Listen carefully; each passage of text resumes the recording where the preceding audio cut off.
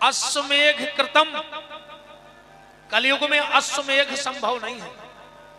अश्वमेघ कोई कर नहीं सकता, क्योंकि अश्वमेघ में अश्व छोड़ा जाता है, घोड़ा, और वो पूरे पृथ्वी मंडल की दिग्विजय करके आ जाए और उस घोड़े को कोई बांधे ना, और अगर बांध ले तो उससे युद्ध करके उसको वापस लाया जाता है।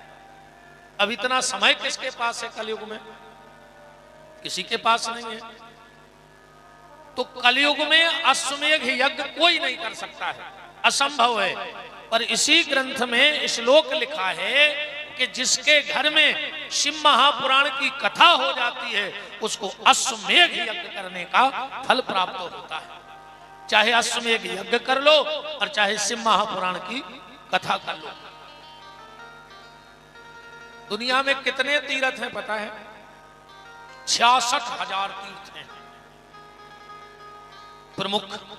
अब इतने जगह तो हम लोग जा ही नहीं सकते, जिंदगी कम पड़ जाएगी। तो दुनिया के चाहे सारे तीर्थ कर लो और चाहे बैठ करके शिव महापुराण की कथा सुन लो।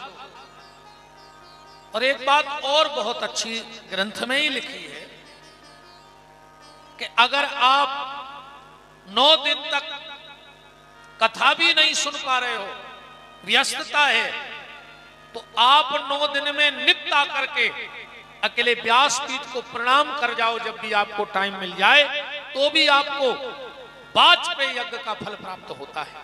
खाली 9 दिन नियम से आओ, पुराण की पूजा करो, प्रणाम करके चले जाओ। आज पहला दिन है तो हम सिर्फ आपको एक बात बता दें, क्योंकि आज से श्रावण चालू हो गया है, और इस बात का विशेष ध्यान से सुनना। बेलपत्र कैसे भगवान शंकर को चढ़ाएं, और एक उपाय कर लो, 1 महीने जो हम बताने वाले हैं, 1 महीने तक आज से ही प्रारंभ कर देना। अगर घर में गंगा जल रखा हो तो रात में 5 पत्ते बेलपत्र के गंगा जल में डुबो दो। रात भर वो 5 पत्ते बेलपत्र के गंगा जल में डूबे रहने दो। सुबह उठो और उन 5 पत्तों को निकालना और उन पे राम राम लिख करके 1 महीने तक नित्य भगवान शंकर को चढ़ा दो। तुम्हारी ऐसी कोई कामना नहीं जो भगवान भोलेनाथ पूरी न कर दें, क्योंकि भगवान भोलेनाथ से अवगणदानी देवता कोई दूसरा नहीं है। एक बार ब्रह्मा जी ने भगवान शिव से कहा कि दादा, तुम्हारे घर में कोई भी कुछ मांगने आता है और तुम तुरंत उठा के दे देते हो, आगे पीछे का सोचते ही नहीं, आगे पीछे का सोचते ही नहीं। तो शिव जी बोले, तुम्हें क्या दिक्कत है? हमारे घर से लगत तो हमारी लगती है, तुम्हें क्या दिक्कत? हम तुमसे उधार लेके तो देते नहीं। ब्रह्मा जी बोले कि प्रभु, हमें दिक्कत नहीं है, दिक्कत आपको बन जाती है। भस्मासुर आया, उसने वरदान मांगा कि हम जिसके सिर पे हाथ रख दें वो भस्म हो जाए। आपने कह दिया तथास्तु, वो आपके ही पीछे पड़ गया कि पहले हम आपके सिर पे हाथ रखेंगे। वरदान नकली है कि असली? तो तुम आग के पेड़ में छुपे रहे। तो इसीलिए बोल रहे कि देवे के पहले आगे पीछे की सोचो। शिव जी बोले, ब्रह्मा सत्य बताएं, अगर हम आगे पीछे की सोचने लगे तो फिर हमसे कोई भोले कहेगा ही क्यों? इसीलिए तो लोग हमसे भोले कहते हैं कि न हम आगे की सोचते हैं न पीछे की सोचते हैं। तुम्हारा काम बन जाए, हमारा जो होगा हम निपट लेंगे, कोई दिक्कत नहीं। अब भोले राजा भी आ गए। तो भगवान शिव से बड़ा दानी इस दुनिया में और कोई नहीं है।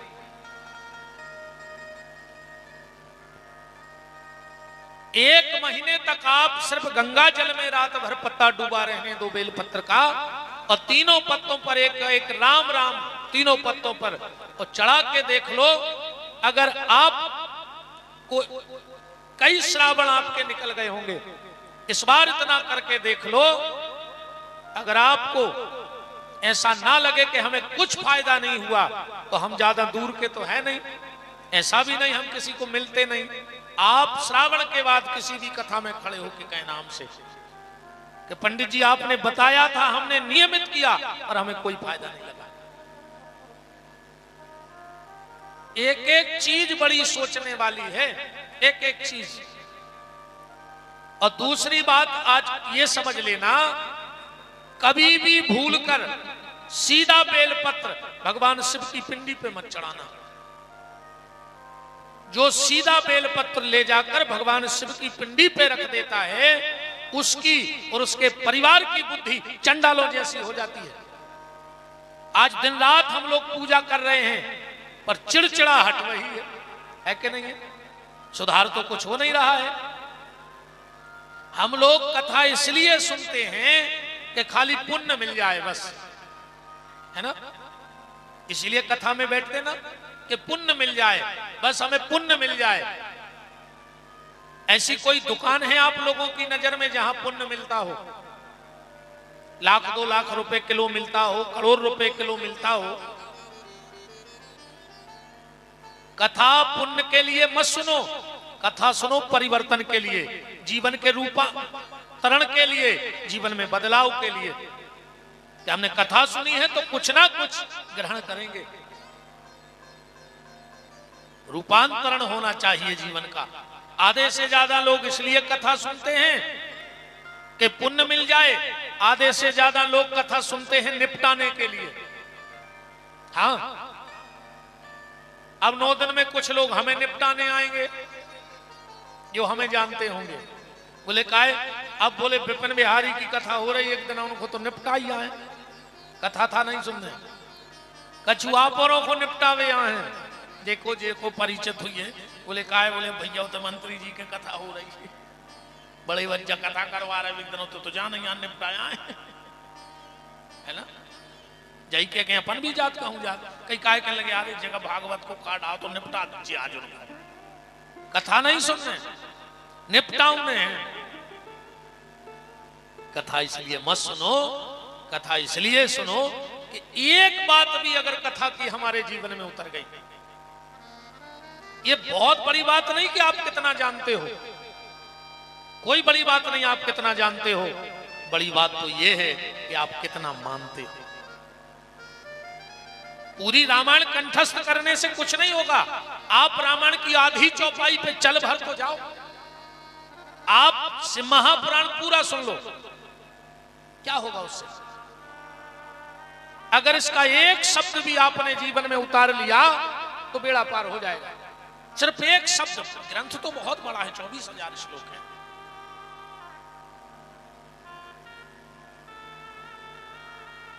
श्रावण चालू है, ये बात बेलपत्र की आज हम इसलिए कर रहे हैं।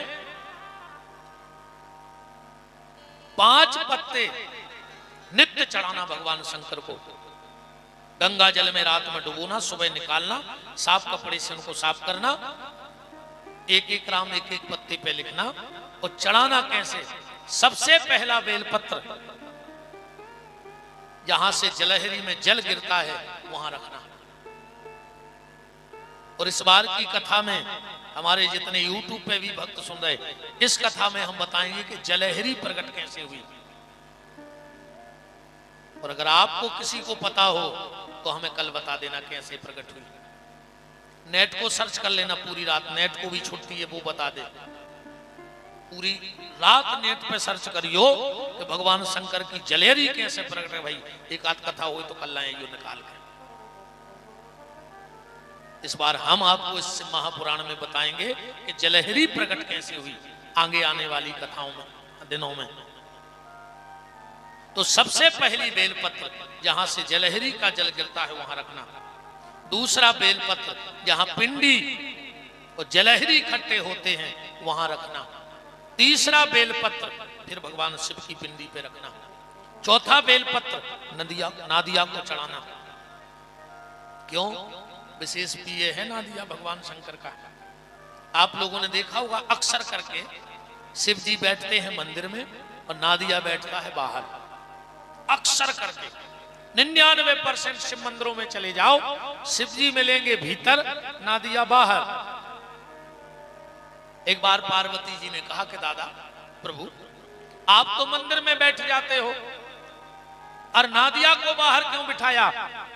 भगवान शंकर बोले देवी जब व्यक्ति मेरे मंदिर में आता है तो बड़ा नकली बन के आता है, बहुत नकली बन के जाता है मंदिर में आदमी। वो ये नहीं जानता कि हम भगवान को ठग नहीं पाएंगे, पर फिर भी बोलो अच्छा हम मंदिर की जब सीढ़ी चढ़ते हैं कितने अच्छे हो जाते हैं, ऐसा लगता है कि 100 गलतियां ही नहीं जीवन में कुछ। अब मंदिर के बाहर आए तो जैसे थे वैसे ही हो गए। तो क्या भगवान ठग लिया तुमने भगवान को? भगवान तुम्हारे अंतर मन की नहीं जानता कि तुम वास्तव में हो क्या। भगवान को सबसे ज्यादा अगर किसी से दिक्कत है तो छली और कपटी से। भगवान कहते हैं जैसे हो वैसे रहो। ये तो बहुत अच्छी बात है भैया कि कोई कोई के मन की नहीं जाना, न जाने का हो गए। अगर मन की समझ जाए बगल वालों के जो का सोच रहे हैं बैठ के तो का हुई है बताओ, बताओ अच्छा भाई मुंह से तो हम अच्छा बोल रहे पर मन में तो दिक्कत है। अब वो समझ ले सामने वाला तो दुनिया का कोई रिश्ता चल ही नहीं सकता। ये 3-4 काम भगवान ने बड़े सोच के किए हैं। पहला, अन्न में घुन लगा दिया। अन्न में अगर घुन ना लगता तो गरीब आदमी भूखों मर जाता। बड़े बड़े आदमी कुआं खोद के गेहूं दबा देते 7 पीढ़ी को, पर उन्हें पता है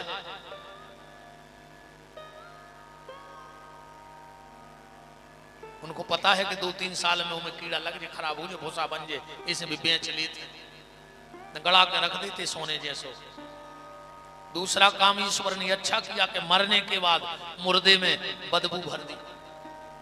अगर मुर्दे में बदबू ना होती तो आदमी सुखा के शोकेस में रख ले। तो जैसे आज के बच्चा टेडी बियर रखते हैं, ऐसे हर घर में 10-12 बब्बा, 10-12 डोकरियां धरी होती। ये 6 नंबर के बब्बा जी, 7 नंबर के जी, 8 नंबर के, पर वो तो बदबू है तो बाहर देते। और तीसरा काम ये अच्छा कर दिया कि कोई किसी के मन की नहीं जानता। ईमानदारी बताओ भाई, अच्छी ठंड लगे है और 2 बजे रात है मेहमान आ जाए 2 गाड़ी भर के, और जब भी घंटी बजे अपन गेट खोल भी जाए, कैसे करा था अपन? अरे बहुत अच्छा लोगों, हम सोच ही रहे थे कि तुम्हें फोन लगे हैं, याद भी आ रही थी 2-3 दिन से। अब भीतर वारों कह रहा आधी रात है मरे ने खुद सो रहा है ना हम सोन दे रहे, पर बा नहीं जान पा रहा हूं मेहमान। बात सिर्फ ये है प्यारे कि भगवान को छली कपटी पसंद नहीं है। तो पार्वती जी ने पूछा भोलेनाथ आप बाहर भीतर बैठे हो और नादिया को बाहर बिठाया। भगवान शंकर बोले देवी आदमी जब गर्भगृह में भीतर जाता है तो नकली बन के आता है, पर जैसा ही बाहर आया वो असली रूप में आ जाता है। फिर शाम को हम नादिया से पूछते हैं बताओ कौन कैसा था? वो तो बहुत अच्छा था भीतर। तो नादिया कहते हैं भोलेनाथ वो 1 नंबर को कपटी है तो वो भीतर बनाइएगा, तो बाहर हमसे पूछोगी मंदिर के बाहर की हालत। तो विशेष पिए एक बात और है, कई बार आप लोगों ने भी देखा होगा हर आदमी नादिया के कान में कछु बोलत है, हर आदमी की आदत है, पर आज तक पता नहीं कि बोलना क्या है। और जिस दिन तुम्हें यह पता लग जाएगा कि नादिया के कान में बोलना क्या है, 24 घंटे नहीं लगेंगे। मैं इस व्यास गद्दी से आपको विश्वास दिलाता हूं, आपका काम हो जाएगा। 24 घंटे नहीं लगेंगे, बस तुम्हें यह पता लग जाए कि नादिया के कान में बोलना क्या है, कि तुम्हारा संदेश भोलेनाथ तक पहुंच जाए। 5 लोगों की आवाज भगवान बहुत जल्दी सुनते हैं, इनकी बात टल नहीं सकती। सती की सबसे पहले पतिव्रता नारी की आवाज भगवान तक जाती है, चाहे वो किसी को आशीर्वाद दे दे और चाहे किसी से रुष्ट हो जाए तो दंड भी उसे बराबर मिलेगा, और अगर आशीर्वाद दे दे तो कृपा भी बराबर मिलेगी। पतिव्रता नारी की आवाज भगवान तक बहुत जल्दी पहुंचती है। सती की मतलब पतिव्रता, शंख की, गैया की, साधु की और भगवान पे पूर्ण समर्पित की, इन 5 की आवाज भगवान बहुत जल्दी सुन लेते हैं। तो चौथा बेलपत्र कहां चढ़ाना है? नादिया को।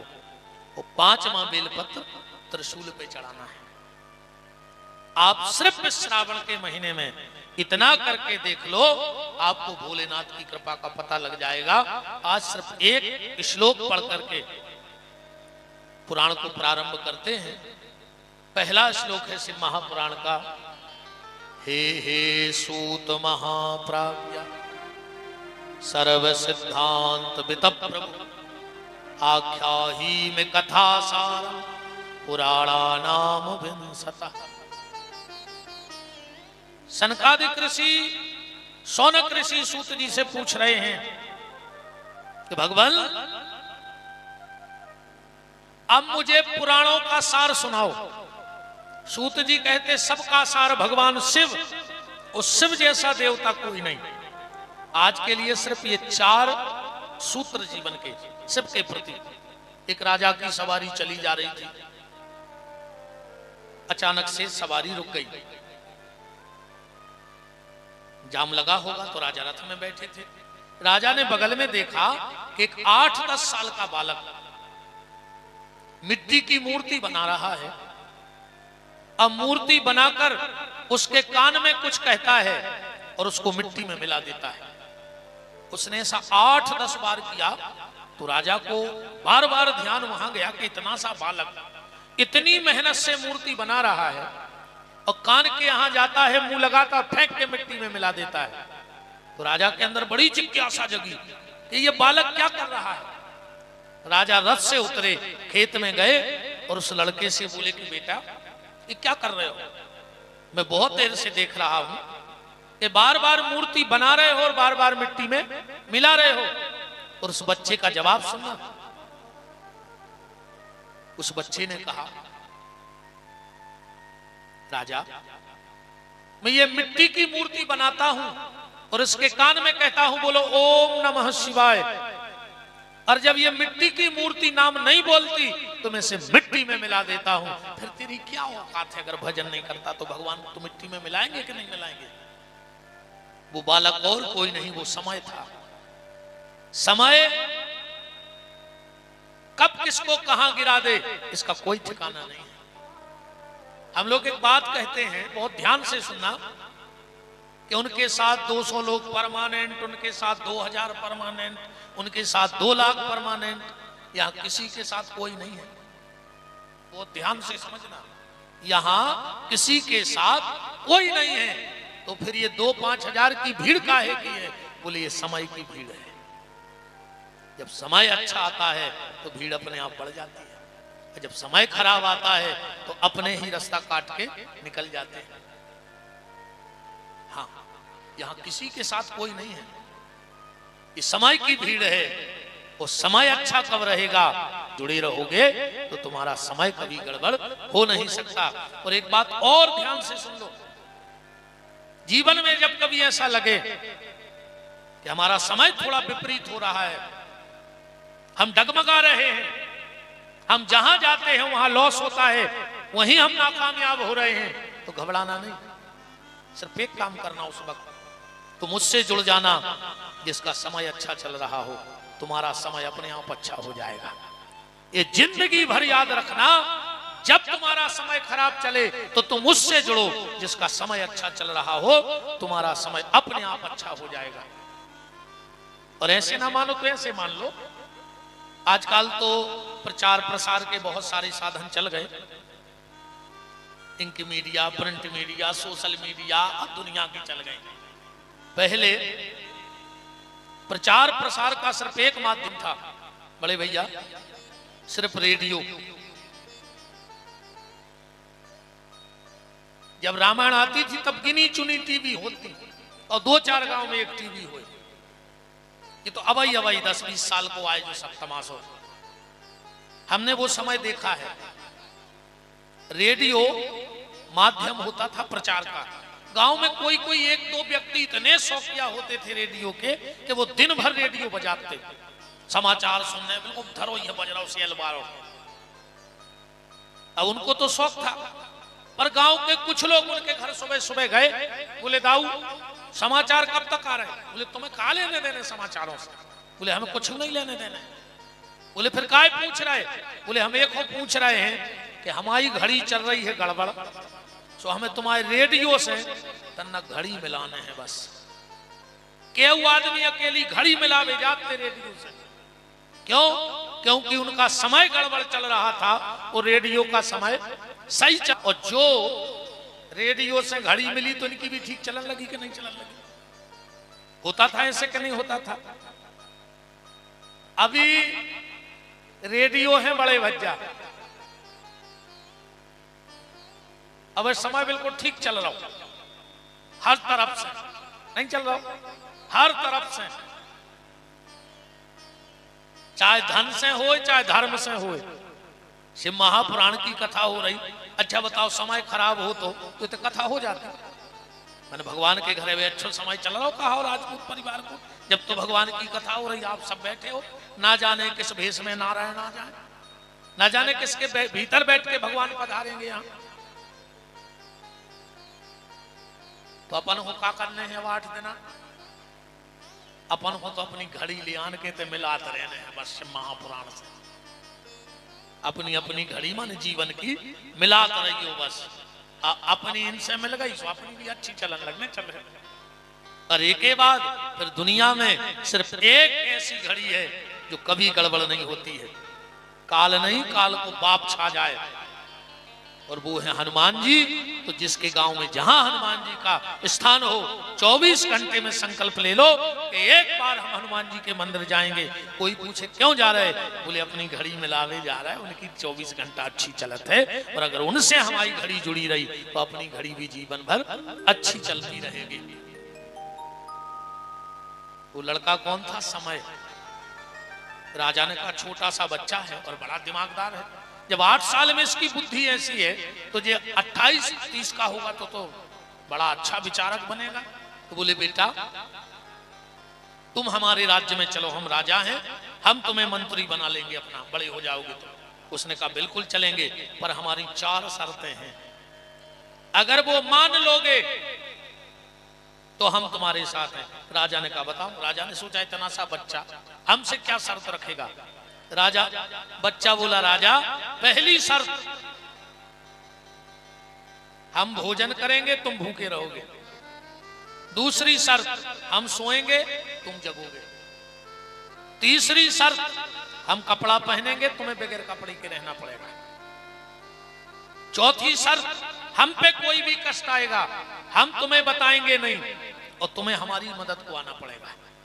राजा ने कहा पागल हो, ये कोई शर्त है कि तुम भोजन करो हम ना करें, तुम सो जाओ हम ना सोएं, तुम जागो है, तुम कपड़ा पहनो हम नग्न घूमें, और हमें क्या पता तुम्हारे जीवन में कब कष्ट आया।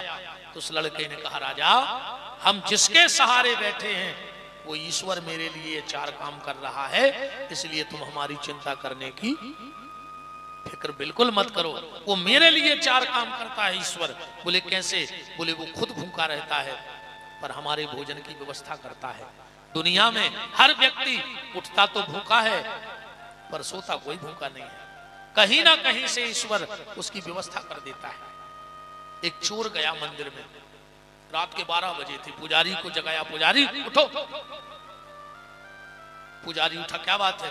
बोले 2 दिन हो गए कुछ नहीं खाया, बहुत तेज भूख लगी है, भोजन की व्यवस्था है? पुजारी बोले हाँ, मंदिर में तो भंडारा अखंड चलता है। तो बोले 2 रोटी? बोले नहीं, एक नियम है मंदिर का। क्या? 1 माला करो और भरपेट भोजन करो।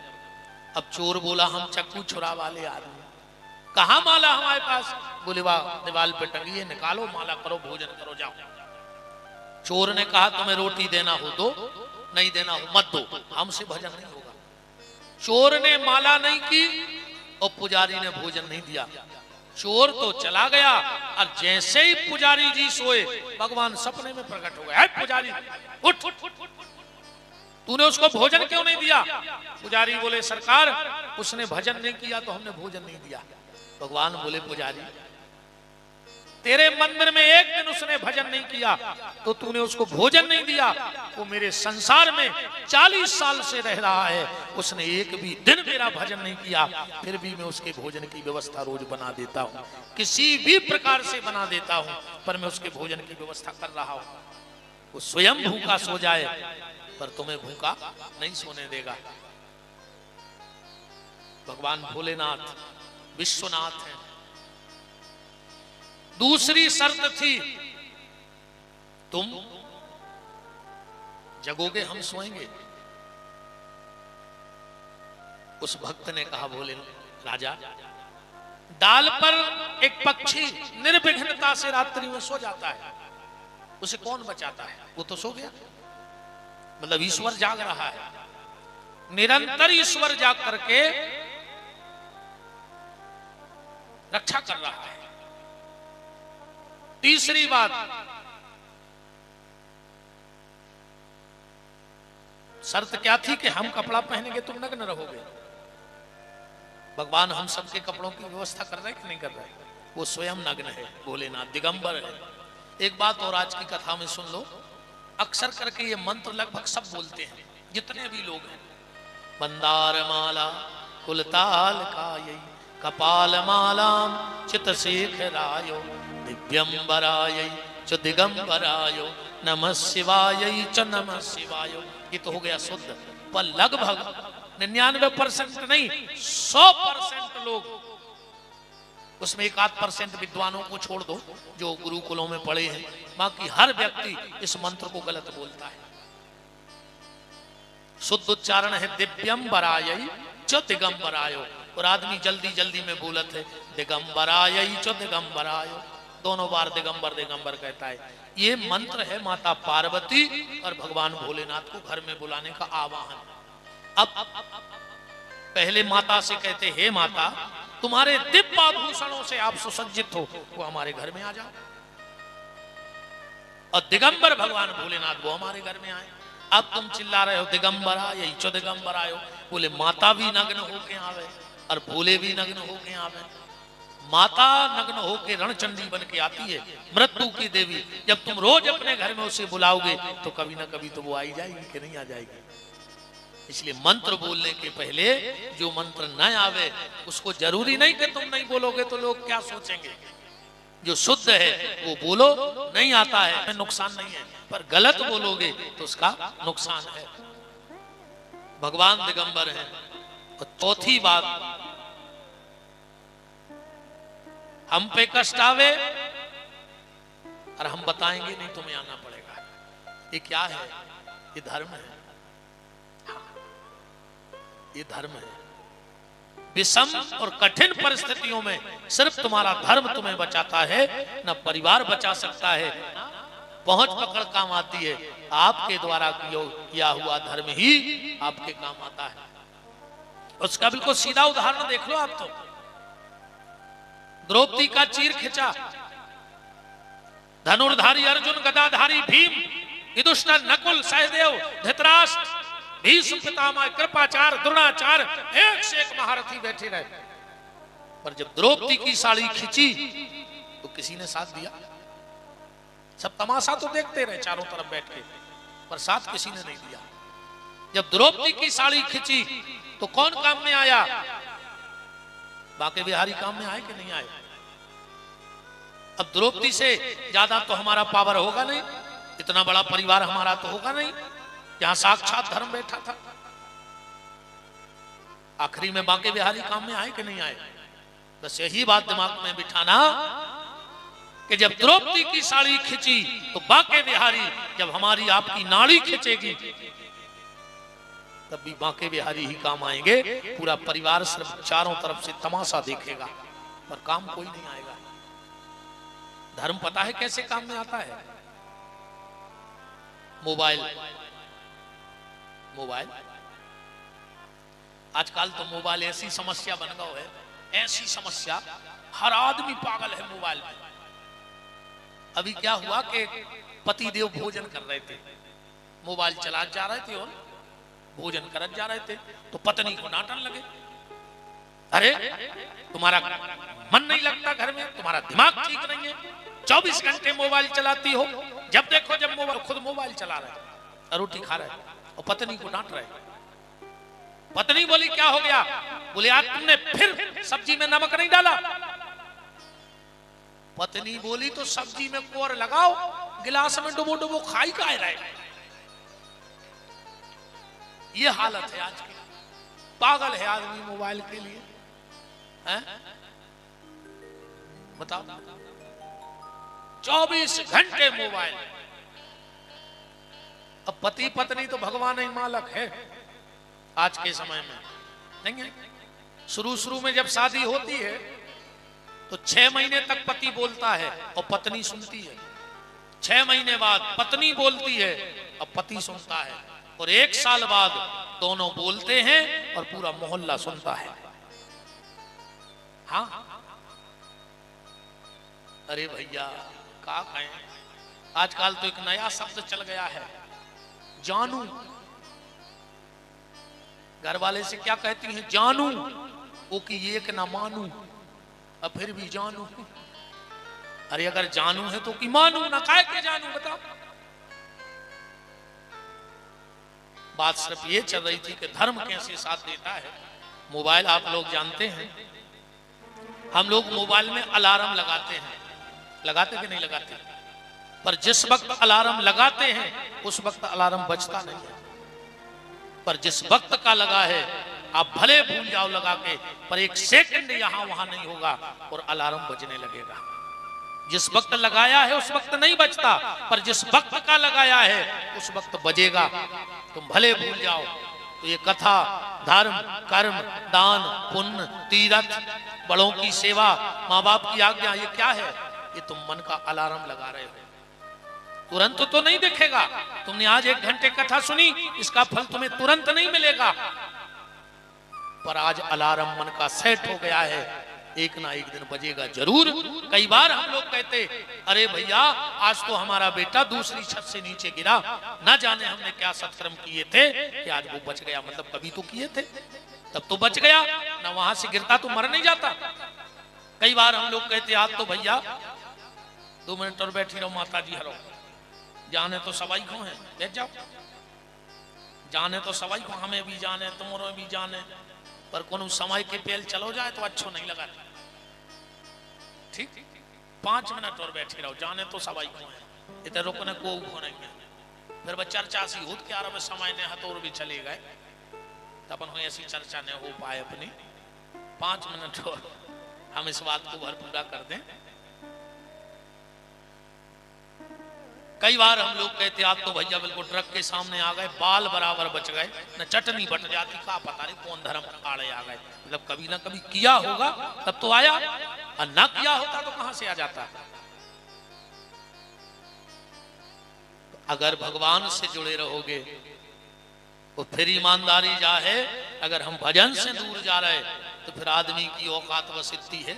ये बात से आज की कथा को विराम। ध्यान से सुनना कि आदमी की औकात क्या है आज की। 1 माचिस की तिल्ली,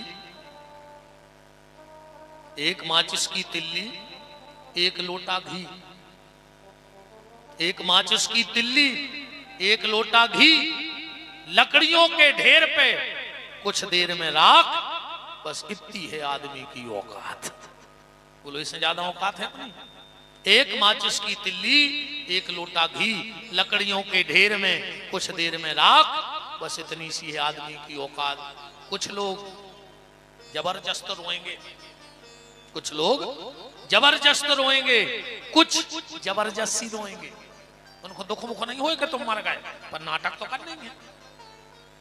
अच्छा ईमानदारी बता, जब हम कहीं गमी में जाते हैं दूर लकड़ी में, तो गाड़ी में फिल्मी गाना बजा जाता, बीच में नाश्ता कर ले और उते जाके ऐसो मुंह बना जैसे सबसे ज्यादा तकलीफ अपन को हुए। बोलो इतनो खतरनाक दुख व्याप्त कर हो कि जैसे इनके बिना हम रह ही नहीं पा रहे हो, क्योंकि आज दिखावा ज्यादा है। बाप से 6 महीने से बैर बंद था बेटे का, 6 महीना से नहीं बोला, तो कई तो 6 साल से बैर बांधे। और जब बाप मर गओ तो पूरे रिश्तेदारों के सामने आंगन में हला के कहते हैं, पापा बोलो तो, बोल काहे नहीं रहा। कैसे पापा मार गए? तुम अगर बोलत रहते तो अबे मारते ही नहीं, तुम ही मार दो। जिया तुम्हें बैर बांधे रहे, मर गए सो हला रहा सबके सामने कि पापा बोल काहे नहीं रहे, पापा ये कछू तो बोलो, पहले बोलने तो है। ऐसा क्या नहीं है? तो कुछ लोग जबरदस्त रोएंगे, कुछ जबरदस्ती रोएंगे। दुख मुख नहीं है तुम्हारे मारी को, अब नाटक तो करने। बेटा बड़ी सी फोटो बनवाएगा, महंगा फ्रेमिंग भी करवाएगा, 13 दिन तक रोज नई फूलों की माला लाएगा, पेपर में भावपूर्ण श्रद्धांजलि का इश्तिहार भी निकलवाएगा। बेटा बड़ी सी फोटो बनवाएगा, महंगी फ्रेमिंग करवाएगा, कुछ दिन तक रोज फूलों की माला लाएगा, पेपर में भावपूर्ण श्रद्धांजलि का इश्तिहार निकलवाएगा। कुछ दिन बाद कौन करेगा उस फोटो के जाले साफ? बस इतनी है आदमी की औकात। मकर जारो ने छटोत फिर फोटो को हम कहता अपनो लड़का छोटू नाती हो जे वो तो माए फेंक दे कि अब घर में का फोटो लगी है सरा दे, अब तो दूसरी टंगबे को समय हो, है ना। इसलिए मन का अलार्म जब भी मौका मिले सेट करते रहना। दूसरी बात, कभी जीवन में तुम्हारे घर में दुख आवे और अगर वो दुख चला जावे, जीवन में दुख आवे, कष्ट आवे और वो चला जावे, तो समझ लेना कि अभी भी भजन का बैलेंस बराबर चल रहा है। उस भजन ने तुम्हारे कष्ट को निकाल दिया। और अगर दुख आवे और दुख ना जा रहा हो तो ये मत सोचना। कई बार आदमी कहता तो भगवान से विश्वास उठ गया, भगवान है ही नहीं है, ऐसी बातें मत करना। दुख आवे और चला जाए तो समझना कि भजन का पावर है अभी, और दुख आवे और ना जा रहा हो तो ये सोचना कि हमारा बैलेंस कम हो गया है, इसलिए बैलेंस बढ़ा देना, भजन में लग जाना, तो वो दुख अपने आप चला जाएगा। क्योंकि जब भजन का बैलेंस होता है तो आदमी गलत करने जाए तो अच्छा होता है, अकुम भजन न हुए आदमी अच्छो करवे जाए तो गलत हो जाता। जब समय खराब आते है तो ऊंट पे बैठे आदमी को कुत्ता काटत है। हाँ, समय खराब जब आऊ थे तो ऊंट पे बैठे आदमी कुत्ता काटत। अगर समय अच्छो हुए, भजन भर अच्छो हुए, तुम गलत करवे जाइयो अच्छो हो जाए। एक आदमी को बम्बई 20 लाख को हीरा धरे तो ट्रेन हो गई लेट, उनको उन्हें बताई। अब वो घबरा गया स्टेशन पे, क्या क्या करें? अगर कोई बता रहा है कि हम हीरा धरे तो कोई मार के फेंक दे। सो पाने रहो तो स्टेशन पे कोई लेने जाए, तो उसने सोची एक काम करो, एक आध हल्को पत्रो जुर्म कर दी, सो पुलिस उठा ले जाए। रात भर थाने में अच्छे सोए, सभी ने जमानत करें भागे। यहाँ सुबह एक महिला चली जा रही थी, दौड़ के गाओ को छत्ता छुड़ा लो। वह महिला बोली सॉरी भाई साहब, हमें पता नहीं था कि आपका था, वहां रखा था, सो हम उठा लाए। देखो गया था गलत करने पर, है ना। ये भजन है। और भगवान शिव आज यहीं पे कि जब राम का काम चलता, कृष्ण का काम बगैर शिव के नहीं चलता, तो हमारा आपका काम बगैर भोलेनाथ के कैसे चलता है। एक श्लोक हमने पढ़ दिया, प्रारंभ हो गया। कल से आप बड़ी गूढ़ रहस्यों की चर्चाएं जो आपने कल्पना नहीं की होगी कि ऐसा भी हो सकता है, ये कथा ऐसी घट सकती है क्या, क्योंकि ये भीतर की कथा है। तो कल प्रातः सुबह से पूज्य श्री सुरेंद्र शास्त्री जी और वैदिक आचार्यों के द्वारा अनुष्ठान, रुद्री निर्माण, अभिषेक का कार्य होगा। 2:30 से 3 के बीच में हमारे राम आपकी सेवा में हो जाएंगे। बहुत बहुत धन्यवाद, साधुवाद पूरे परिवार को, राजपूत परिवार को और उनके सभी सहयोगियों को बहुत बहुत धन्यवाद। जब कलश यात्रा में सभी हमारी बहनें आ रही थी, ऐसा लग रहा था जैसे राजा दशरथ की बहुएं मंगल कलश लेकर के शरीर से जल भर के और अयोध्या में प्रवेश कर रही हो। बहुत बहुत सबके लिए, बारिश में भी लोग भागे नहीं, और इसके लिए आप सबको धन्यवाद। आज की सुंदर व्यवस्था को, आज की चर्चा यहीं भगवान भोलेनाथ के मंगल चरणों में। आप समस्त पूरा परिवार भगवान की मंगल का, बड़े भैया आ जाएं आरती के लिए। हमारे भोले राजा भी विराजे हैं, सुंदर सिंह जी, हमारे ठाकुर साहब लोहारी वाले, सच जी, और आप सभी भगवान की मंगलमयी आरती में सम्मिलित रहें। हमारे मुख्य यजमान गुड्डू भैया और उनकी गृह स्वामिनी बहन जी सब आरती में सम्मिलित रहें। भाभी माँ सविता सिंह जी, आकाश भैया, पूरा परिवार सब आरती में सम्मिलित रहें। जब तक आरती जलती है हो जाइए खड़े और बोल दीजिए हमारे साथ, कि जिनका रखवाला है राम उनका कौन बिगाड़े काम। जिनका रखवाला है राम उनका कौन बिगाड़े काम। कृपा करे जब श्याम सलोना माटी भी बन जाए सोना। कृपा करे जब श्याम सलोना माटी भी बन जाए सोना। निर्बल बलशाली बन जावे दुख दारिद्र निकट नहीं आवे। मेरे बल बलशाली बन जावे दुख दारिद्र निकट नहीं आवे। मेरे प्रभु की लंबी भुजाएं सदा बचाएं। मेरे प्रभु के लंबी भुजाएं अपने दास को सदा बचाएं। सबको मिल जाए आराम जिनका रखवाला है राम। जिनका रखवाला है राम उनका कौन